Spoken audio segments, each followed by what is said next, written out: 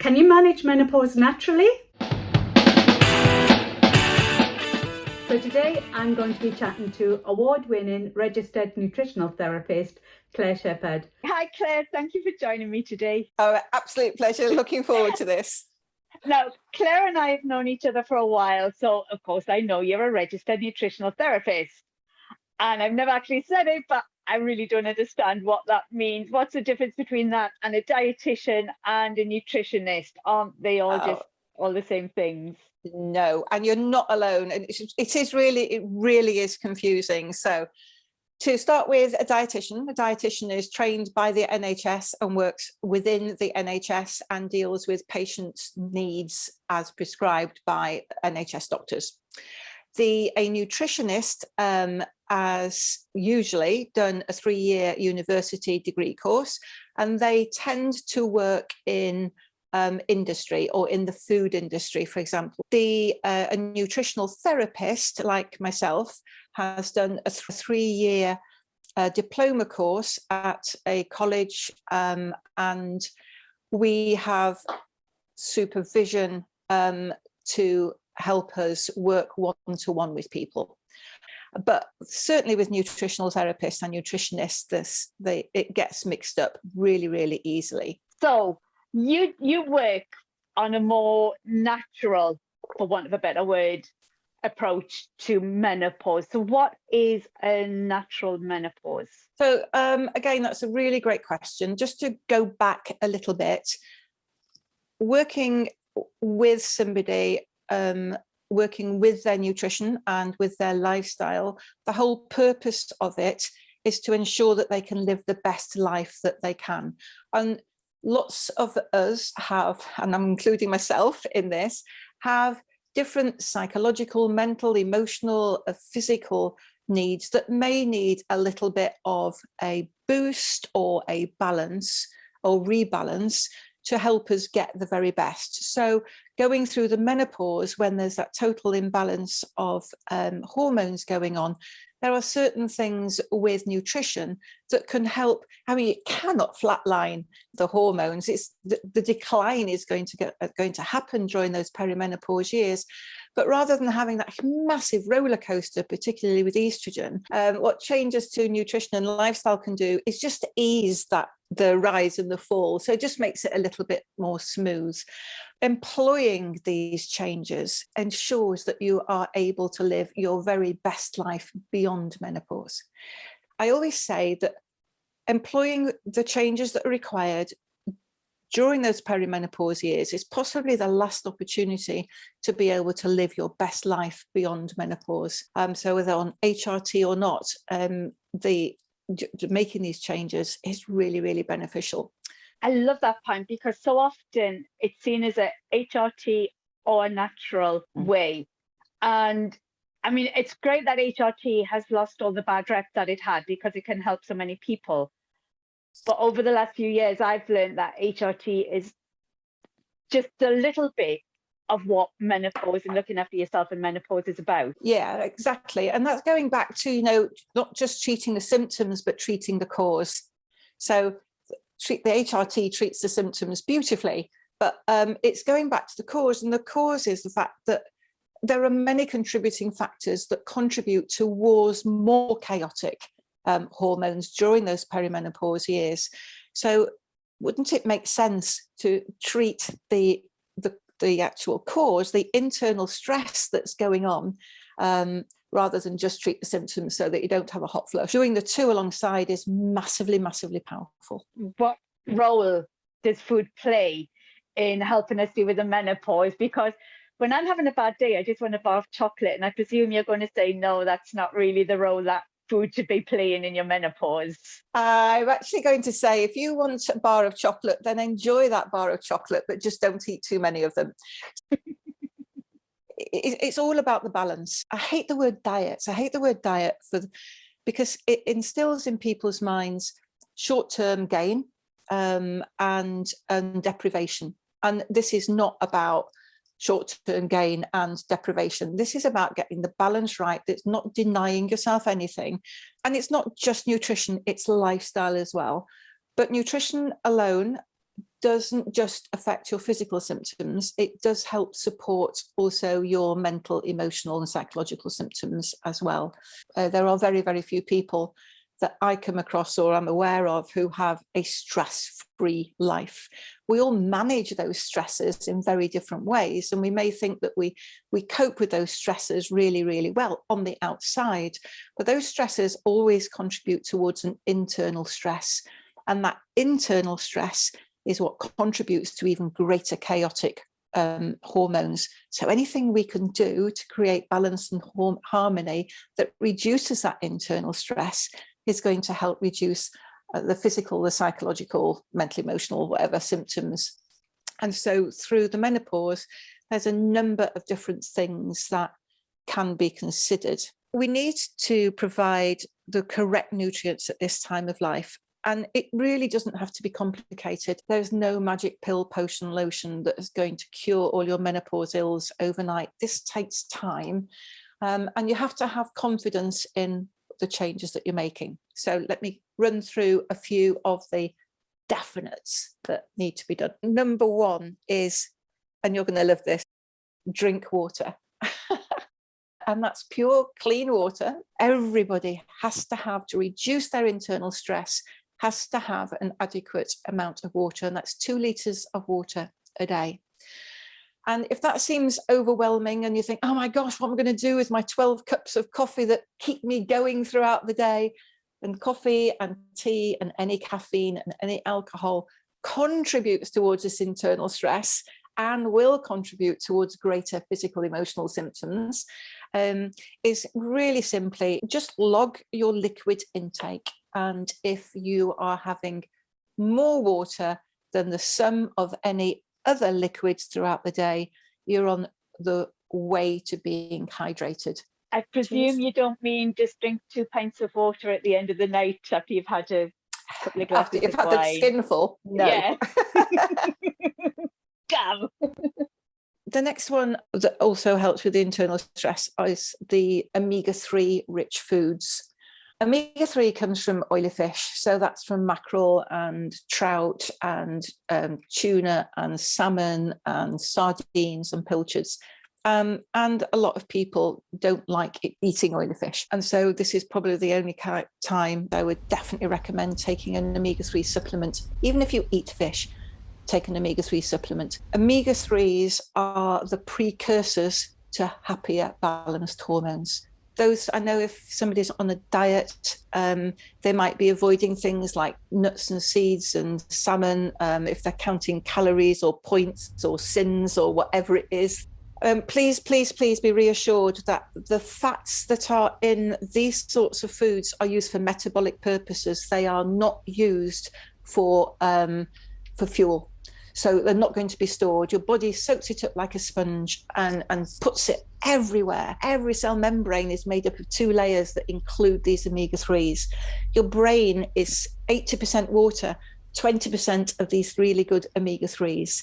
How can you think clearly? How can you make rational, logical decisions? How can you banish the brain fog if you don't have water and omega-3s?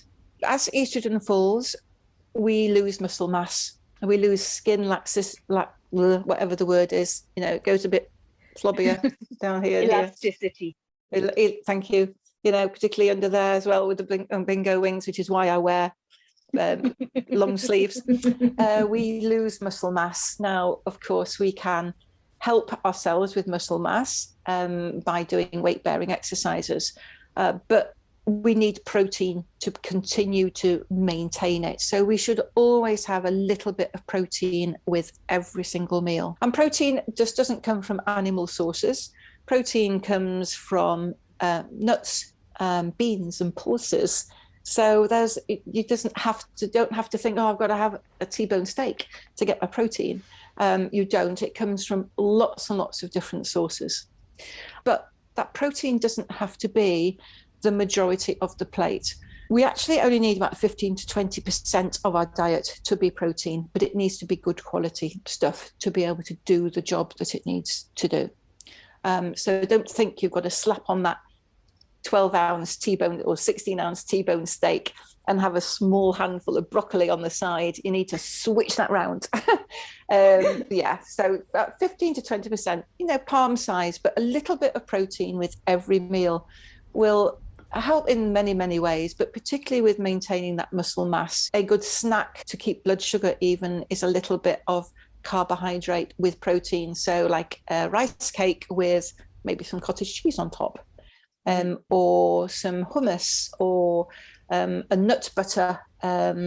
So, that, again, that protein helps balance your blood sugar out. We never think about the internal stress. We never think about the impact our lifestyle has on the internal organs. We will say, oh, I'm feeling stressed today, because we feel it in our mind, but never think about, what impact is that having on my body in itself? Yeah, absolutely. We forget, we disconnect our head and our body. We seem to think we're cut off here, but actually, we only think and process emotions in our head, but we live in every cell in our body. And it can take a bit of practice to connect body and mind, for sure. I like to join the two words together and call it body mind, because that is health. That is, the true holistic approach to it. This is just for emotions and thinking. Also, that continual internal stress, that continual bombardment of non-nutrient dense foods puts a stress on our cells. when you go into Facebook groups about menopause, everybody is telling you to take supplements. And, the number of times I've heard people say, oh, you're just missing some magnesium, just go down to Boots, take them. So why aren't you a supplement pusher? But what supplements would you recommend anyway? Does that make sense? It does, perfectly. Okay. Rant begins. All right. Just because something says it is natural does not mean it's safe. Well, I remember when I was a child, I had something called a spirograph, and it was a circular plastic wheel with with a hole in the middle, and then there was a little cog with cogs on the inside, and there was another little cog, and you put your pen into one of the holes, and you went round and round and round and round and round. You never let go, and it was one continual thing, and it made this beautiful pattern. I loved it. So in your body, there's a number of different minerals. If you, for example, suddenly start taking, as you said, a load of magnesium, that sudden influx of magnesium can affect 6 or 7 different other minerals in there. So it's called a mineral wheel, and it's just like that spirograph. Everything is interconnected. So magnesium can affect iron, it can affect calcium, it can affect lots of different ones. And in turn, because they're affected, they then affect 4 or 5 different others. So now you've created total chaos in the body, because that mineral balance has become completely and utterly disrupted. There are cases when we need magnesium, and in fairness, nearly all of us have a magnesium deficiency of some sort, symptoms of which are very similar to some menopause symptoms. And the reason we're deficient is because our soils are depleted, our farming methods have changed post-war, and we're just not getting those nutrients back in there. So yes, there is a call for having some supplementation in the body, purely because of just the way that our lives have developed. And there is a call for magnesium, for example, to be included, because it can help reduce some of the menopause symptoms. But you get what you pay for. Go to a supermarket and you get some magnesium citrate, for example, that is £1 for a month's supply. And then you go to a good company like Solgar or Cytoplan, who I use, and it is £4 for a month's supply or £5 for a month's supply. There's a reason for that difference. The quality is so important. So don't waste your money buying poor quality supplements. Get the very best that you can afford, because it's only then it's going to help you. So what would I recommend? I mentioned omega-3 earlier, definitely omega-3. A good multivitamin, multimineral, definitely vitamin D for our bone health. There's something called CoQ10, which I usually recommend to my clients.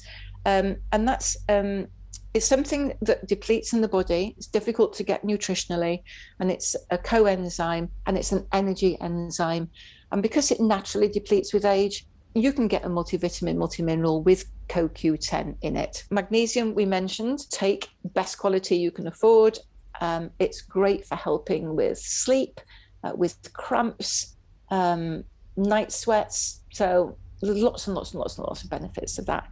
And finally, I would consider a probiotic course 2 or 3 times a year, just to keep all that fantastic gut bacteria in tip-top condition, so that it can help with the balance of all hormones in the body. Don't overcomplicate it. Don't waste your money. If you have your foundation stones in place and you're getting the right balance of nutrients for this time of life, you should not need a whole range of nutrients. We all need extra at times to deal with particular things, but on the whole, it's not necessary.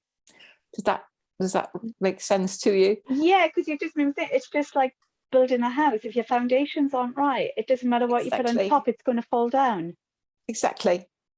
So you have to get those building blocks right to begin with.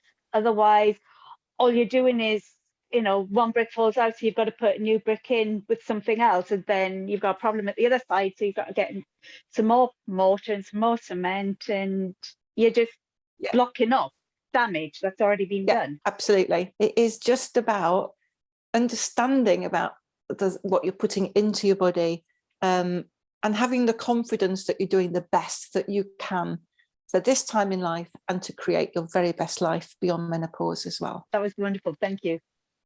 You're very welcome. If you do have any comments or questions or pieces of advice, why not leave a comment below? And if you've enjoyed this, please like, follow and subscribe. I'll be doing regular updates to help you find your space in menopause and midlife. Cool wouldn't be normal now. Yay!